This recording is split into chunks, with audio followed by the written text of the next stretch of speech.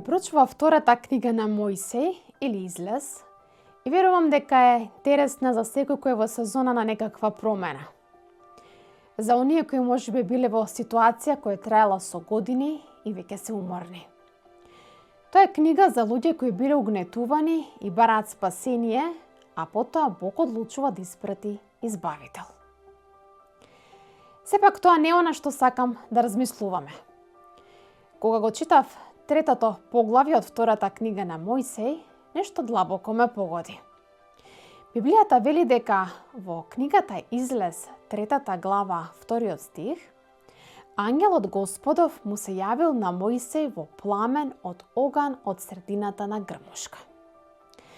Грмушката гореше со оган, но не изгоруваше. Внимавајте, грмушката гореше од оган, но не беше изгорена. Тогаш Мојсеј рече: сега ќе се доближам и ќе наблюдувам оваа чудна гледка, зошто грмушката не изгорува. И кога виде Господ дека приоѓа да разгледа, Бог го повика од средината на грмушката: Мојсеј, Мојсеј. Еве што ми се истакна. Бог дозволил нешто да гори во животот на Мојсеја, не со намера да го истроши, туку со намера да му го привлече вниманието. Бог воведе нешто необично, нешто несекојдневно, нелогично, нешто што не можеше да се игнорира. Не за да го уништи, туку да го натера Мојсеј да слушне Божјата порака. Така можеби е твојот живот во моментов. Одеднаш работите почнуваат да одат во негативна насока. Еден проблем по друг. Имавте стабилна работа, а потоа ве отпуштија. Имавте мир, а потоа нешто избувна. Здравието почнува да ве мачи. Прашувате, што значи ова? Пријателе, што ако Бог дозволува нешто во твојот живот да гори, не за да те уништи, туку за да го привлече твоето внимание? Чувајте го ова во срцето денес. Не секое нарушување води кон уништување.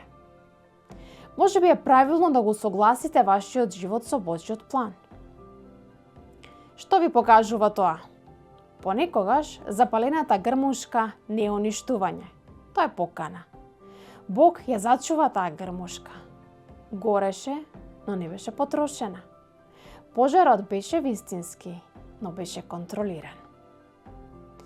Може би она што се чувствува како оган во вашиот живот во моментов не е наменето да ве проголта. Може би треба да ве пронасочи.